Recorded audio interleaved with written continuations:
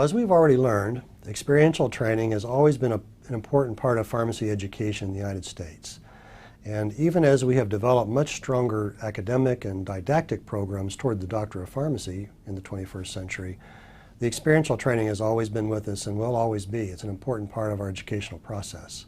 Today we're going to learn about an extension of that experiential training that goes even farther. We're going to think about residency and fellowship programs in pharmacy.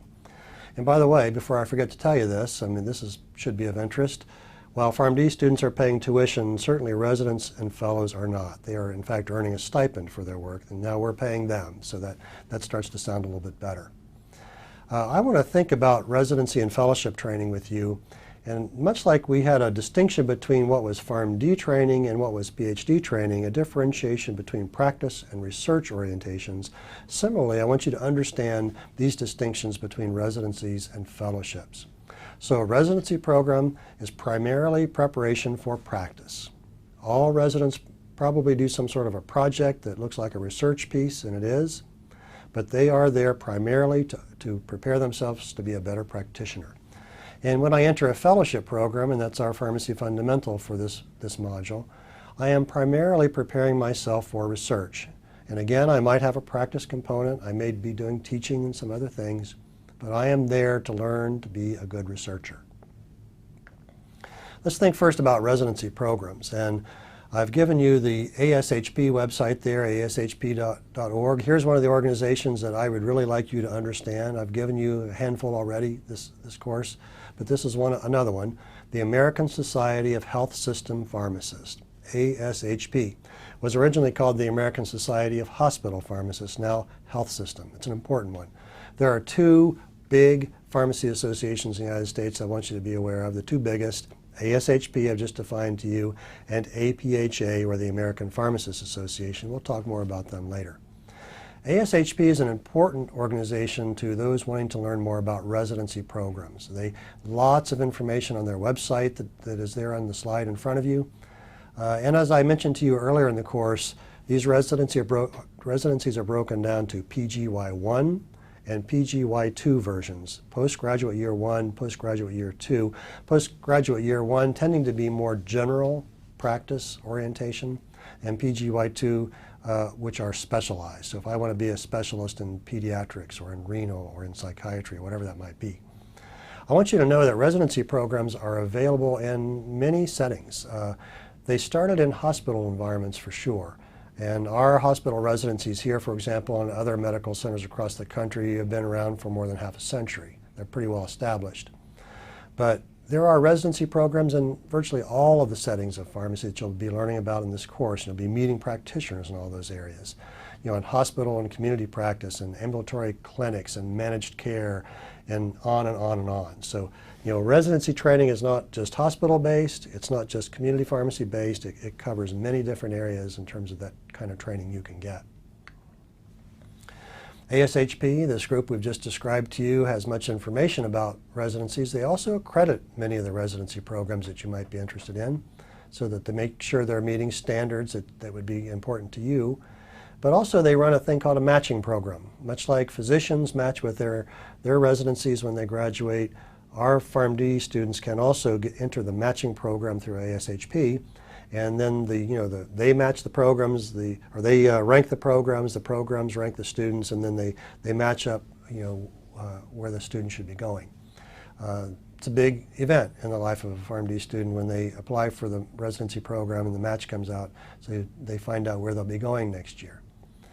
I also want to point out a very important thing to you. ACCP, we've mentioned them to you before as well, the American College of Clinical Pharmacy, has a proposal on the table to require residencies for direct patient care, and their proposal is that this would happen, if they had their way, by 2020.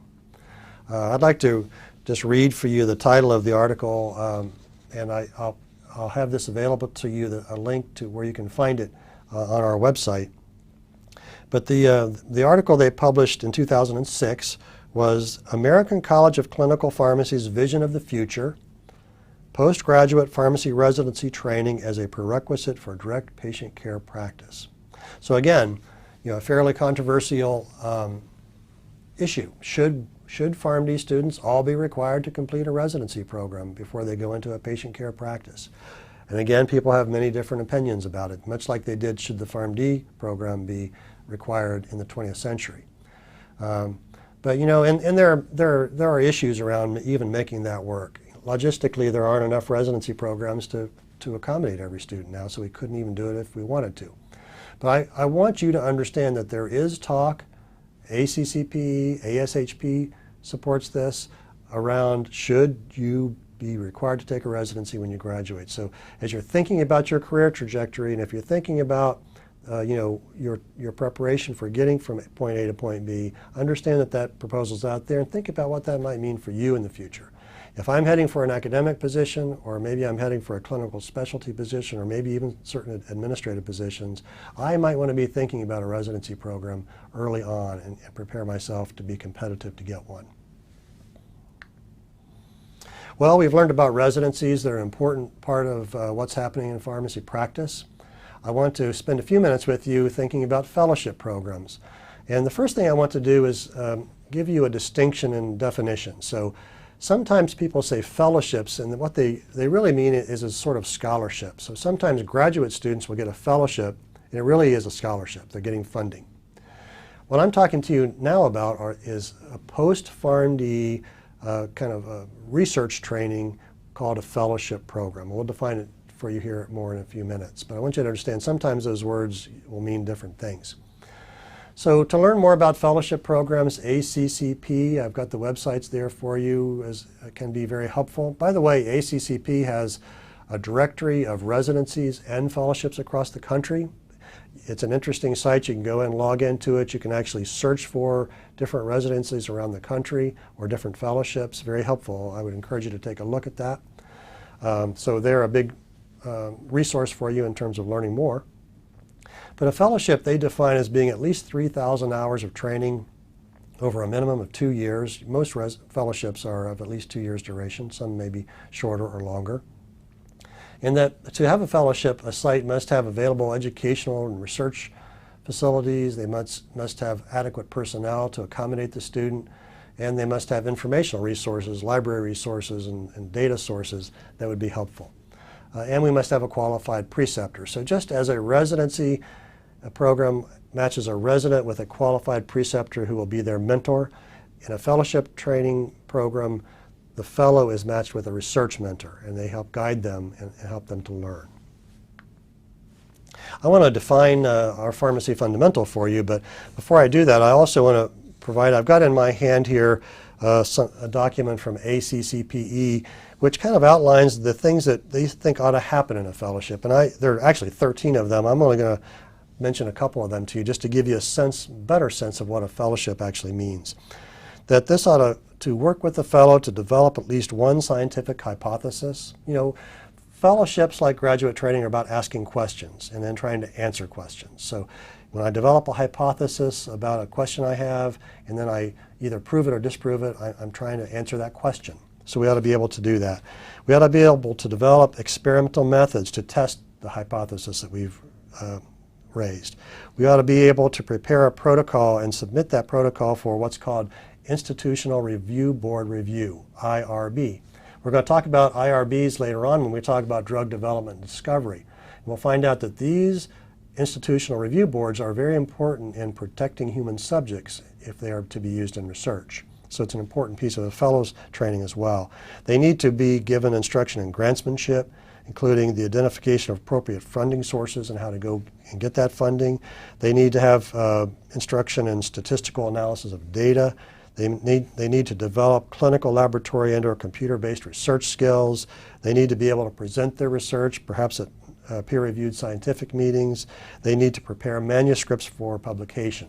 And there are other things. But you get a sense for the kinds of things a fellowship program is there to help you learn to do. To become a credible researcher, to develop a hypothesis, to test it, to get protocol approval to do it, to get funding for your research, and then to present it and publish it. It's it's a simple matter, but not a simple process. So our pharmacy fundamental is pharmacy fellowship, and we've developed residencies or defined residencies for you in a previous pharmacy fundamental. A fellowship is a postdoctoral research training program, typically 1 or more years, actually typically 2 or more, can be 1. Fellows work under the guidance of an experienced researcher to develop independent research capabilities, including experience in grantsmanship, getting grants, and the preparation of manuscripts for publication. You know, in the academic world, you've heard it, it's publish or perish. And you know, what the fellowship is preparing you to do is to not perish in your academic and in your research-related careers. Well, here's my discussion forum question for you, and it relates back to our discussion of residencies. What do you think about the